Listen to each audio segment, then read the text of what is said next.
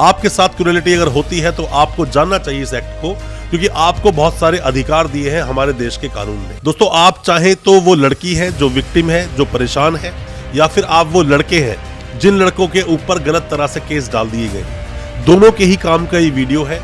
और मैं कुल मिला के आपको ये बोलूं तो इसमें लड़कियों के लिए बहुत कुछ फेवरेबल चीजें हैं और साथ में लड़कों के लिए भी है। ऐसा नहीं कि लड़की ने मेंटेनेंस फाइल कर दिया तो उसको मेंटेनेंस मिल ही जाएगा। दोस्तों, डोमेस्टिक वायलेंस एक्ट की अगर हम बात करें, जिसमें कि सभी तरह के सॉल्यूशंस, जब भी कोई लड़की शादी करके किसी दूसरे घर में जाती है, जाने के बाद में उसके साथ अगर कोई भी किसी भी तरह की क्रूएलिटी हुई, किसी भी तरह का अगर वायलेंस होता है उस लड़की के साथ में, तो जो ये एक्ट है the protection of women from domestic violence act 2005, इसमें जो लिखी गई बातें हैं उसके तहत वो लड़की कोर्ट में जाके मुकदमा दर्ज कर देती है और फिर लड़के की मुसीबतें बढ़ जाती हैं। बार बार कोर्ट जाना, बार बार आना, फिर वही मेंटली टॉर्चर, परेशान होना, पैसे खर्च होना, ऐसी कई सारी बातें आगे बढ़ जाती हैं। पर लड़कियां जो कंप्लेंट करती हैं कोर्ट में जाकर, बहुत सारी ऐसी लड़कियां हैं जिनके साथ जेन्युइन तरीके से प्रॉब्लम्स क्रिएट की जाती है ससुराल वालों के द्वारा।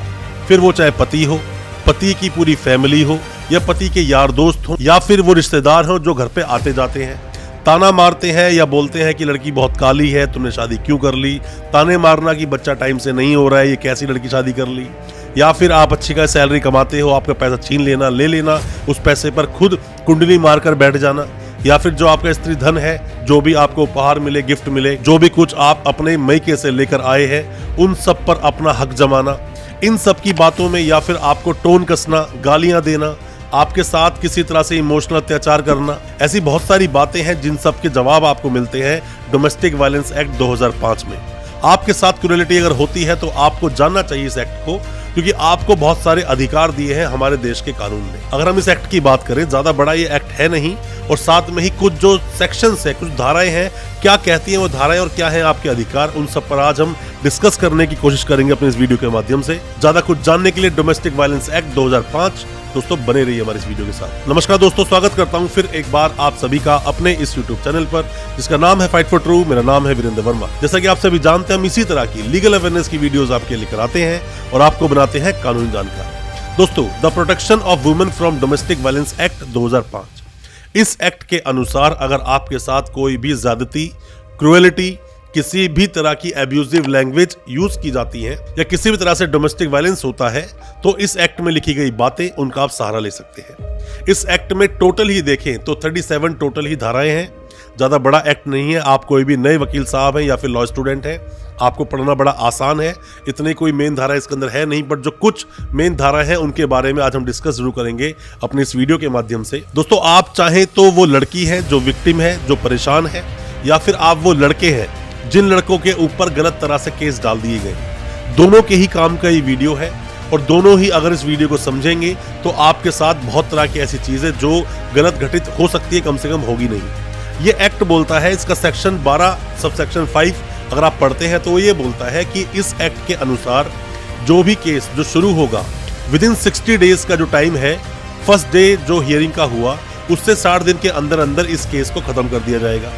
पर क्या ऐसा होता है? ऐसा होता नहीं कि 60 दिन के बाद तो केस शुरू होता है। जैसे ही ये केस शुरू होता है, कोई भी अपना सेक्शन 12 का केस जैसे आपने डाला, हालांकि जब भी आप डोमेस्टिक वायलेंस में जाते हैं तो यहाँ पर सेक्शन 12 का एक केस डलता है, साथ में ही यहाँ 498A का एक मामला डलता है, फिर एक मेंटेनेंस का केस डलता है। मेंटेनेंस पर भी हमने डिटेल वीडियो बनाई है। आप लड़के हैं तो सोचते हैं डिवोर्स ही हो जाए, आप डिवोर्स का केस डाल देते हैं। ऐसे कई सारे केसेस होते हैं जो आपको उलझा कर रखते हैं कुछ सालों तक। इतना जल्दी निवारण नहीं होता, लिखा जरूर है इसमें 60 दिन में, बट ऐसा होता नहीं है। जैसे केस डलता है कुछ वक्त के बाद मीडिएशन की बात की जाती है। मीडिएशन की बात आप करोगे, सेक्शन 15 में आप जाके पढ़ लीजिए, वहां पर सब लिखा हुआ है। लड़की जहां शादी होकर गई, मतलब जो उसका पति है, जो हस्बैंड है, उस घर पर आपका पूरी तरह से अधिकार है। Right to reside in a shared household, इसका सेक्शन 17 बोलता है। आप पढ़ेंगे तो उसमें लिखा हुआ है बिल्कुल आपका अधिकार है, आपको परेशान होने की बिल्कुल भी जरूरत नहीं है। किस तरह से प्रोटेक्शन दी जाएगी उसकी बात करता है सेक्शन 18। मतलब लड़की अगर आप हो और आपके साथ में कोई भी किसी भी तरह की परेशानी अगर हुई है तो आप घबराने की जरूरत नहीं है।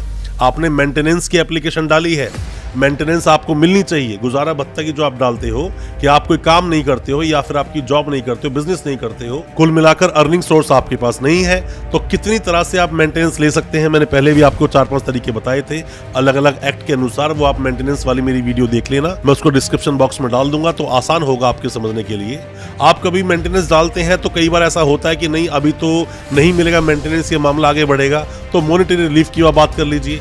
उसकी बात करता है सेक्शन 20, आप वहां देख सकते हैं। जो बच्चे होते हैं, मान लीजिए आपकी शादी को 3-4-5 साल हो गए, बच्चा है कोई भी, उसकी कस्टडी की बात सेक्शन 21 करता है, तो यहाँ पर भी आपको अधिकार मिलता है। लड़कियों को, जो लड़की शादी करके जाती है लड़के घर पर, उसको बहुत सारे अधिकार मिले हैं इस एक्ट के अनुसार।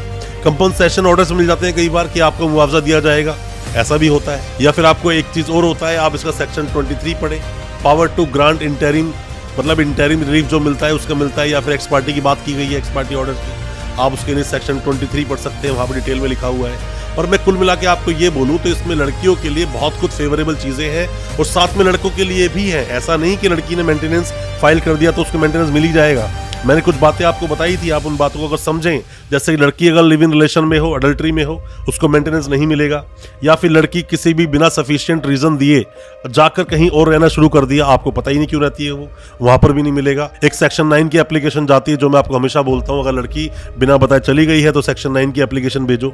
या फिर लड़का और लड़की दोनों ही अपनी रजामंदी से, मतलब कंसेंट के साथ में अलग अलग रहते हैं, तो ही मेंटेनेंस नहीं मिलेगा।